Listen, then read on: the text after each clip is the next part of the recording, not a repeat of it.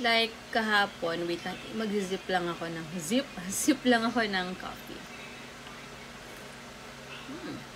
Yun nga, like kahapon, nasa church kami, nabanggit doon um,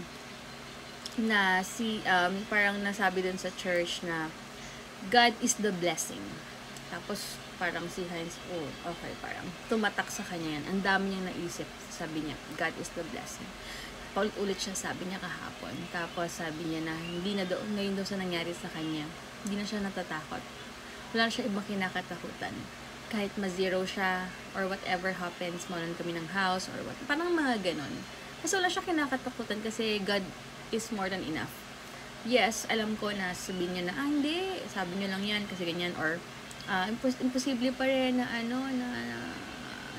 hindi kayo maging masaya kasi sa money pa rin ang nakakapagpasaya. Yes, money pa rin talaga. Iba talaga kapag may pera ka. Pero guys, yung may napanood ako na sabi na huwag mong antayin na something pero napakadaming lessons na naisip ko before yon, na parang sabi doon na huwag mo antayin na darating yung araw na pera lang yung meron ka. Alam niyo yun. Tsaka nakausap ko yung pinsan ko na grabe yung kita niya before, okay siya. Pero at the end of the day daw, kapag mag-isa na lang siya, yes, nabibili niya yung gusto niya kasi malaki kita niya eh. Pero at the end of the day daw, parang hindi pa rin daw siya masaya.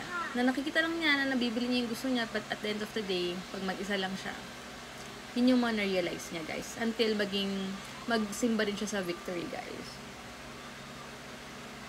Tapos yun nga, sabi ni Daddy na simula nung nangyari daw sa amin, wala siyang kinakatakutan. Kasi before, syempre, normal lang naman sa atin na ayaw natin, takot na takot tayo ma-zero yung bank account natin. Gusto natin talaga may enough dyan, or kundi man enough, more pa.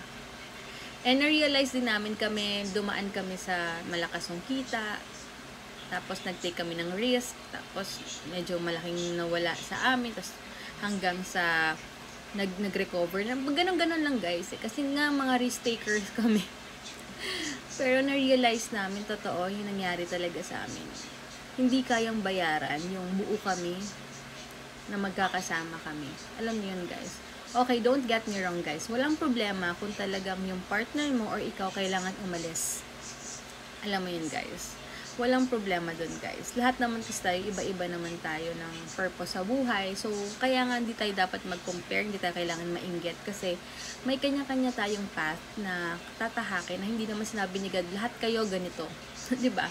So, iba-iba. Kaya nga may iba-iba tayong namimit ng mga tao kasi iba-ibang sitwasyon para matuto rin tayo sa kanila. So, yun, na-realize ko nga na totoo yun. Kasi, na-experience ko rin talaga na meron ka talagang, lakas mo talagang kumita. Pero, at the end of the day, parang okay nga, totoo, nabili mo lang yung gusto mo, pero ngayon lang siya okay. I mean, ngayon, ambawa, nagbumili ka ng bagong cellphone, naka-iPhone, ganito siya, 15. Ngayon lang yan siya okay, mga ilang weeks, happy ka pa. Pero pansin nyo, after ilang weeks, parang normal na lang, wala na. Katulad nung bumili kami ng kotse before, sobrang happy namin. Kasi nakabili kami ng brand new car. Early 20s pa kami. Pero, 1 week ka lang happy na nag-drive mo siya. Pero parang after a year, 2, 3, 4, parang normal na lang din. Alam mo yun, sanay ka na sa bilis, sanay ka na sa changes ng nag-upgrade ka kasi. Parang wala na rin, guys. Pero yung inner peace mo, yung wala kang kinakatakutan, hindi ka nangangamba everyday na, dapat ganito, ganyan. Sobrang enough na talaga yun na walang kailangan i-maintain na character sa social media. Alam mo yun? So, yun yung na-realize ko rin talaga na lagi na pinag-uusapan ni Heinz na kapag kaming dalawa lang na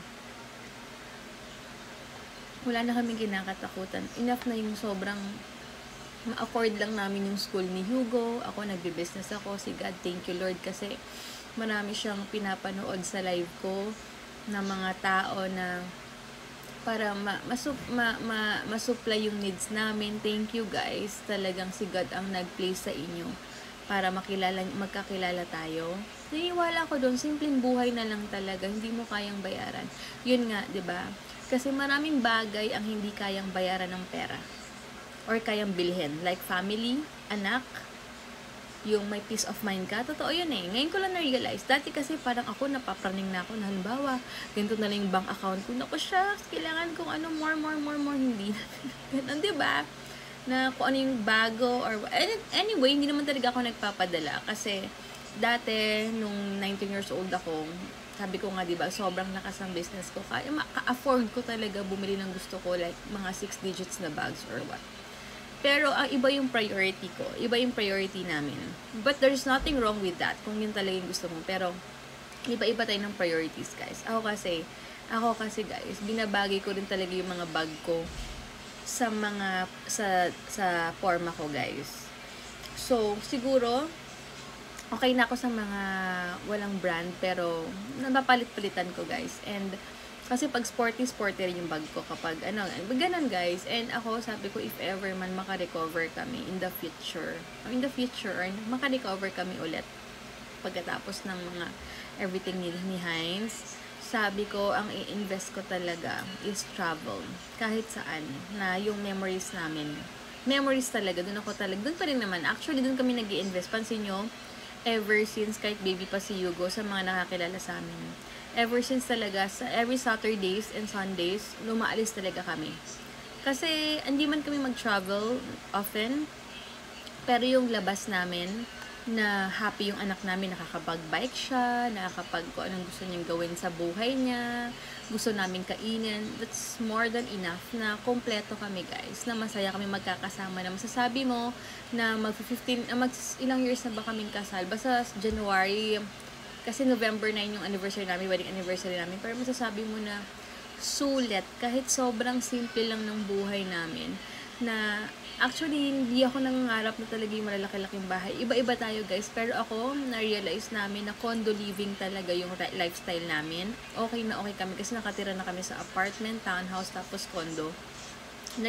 Nakita namin yung gusto namin. So, iba-iba tayo, guys. Hindi nyo pwedeng questionin na ba't trip mo ganyan, ba't kayo, ang daming mga sinasabi ng mga tao, diba?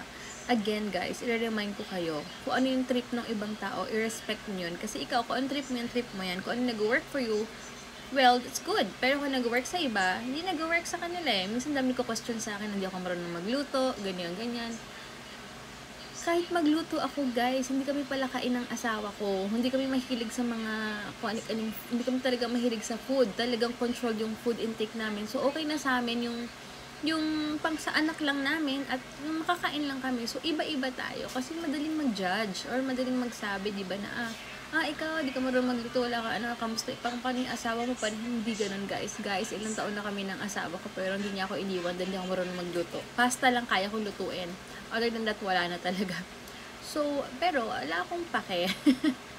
Kasi, di ba, kanya-kanya, ako, ayoko i-judge yung mga gusto talaga magluto kasi passion nila yan. Nanay ko masarap magluto, magaling magluto. Yung iba, gusto nila, ganito lang. Pero, I respect that, guys. So, kailangan ganun tayo. Maging open-minded tayo. Para hindi tayo ma-stress, guys, di ba? Kasi nakaka-stress yung nangingialam ng buhay ng ibang tao. Sobra. Kaya ngayon, kahit ang dami namin pinagdaanan, kahit hindi enough kung anong meron kami ngayon, kahit sakto lang kami, guys, iba yung peace na nararamdaman namin ngayon na magkakasama kami. Mas na-appreciate namin yung buhay. And I believe na, alam mo yun, darating yung time na yung gusto namin para sa anak din namin is, alam mo yun, matutupad with God's help, with God's perfect timing din talaga. Basta, kailangan ko lang gawin or magagawa lang namin is magpakabuti and dumiskarte lang ng dumiskarte and God will do the rest. Hindi naman pwedeng wala tayong ginagawa at nag-expect tayo anything, no? Na may mangyari sa buhay natin. Sabi nga dun sa quote na chinchiner ko, kung feeling mo wala kang pinagkaiba last year, then, alam mo yun, it's time for you to move to grow, guys. Yun. Check nyo kung anong ginagawa nyo last year, kung same pa rin, do something about it, guys. Kasi walang mangyayari kung plano lang tayo ng plano, dapat may gawa tayo, guys. So, yun lang.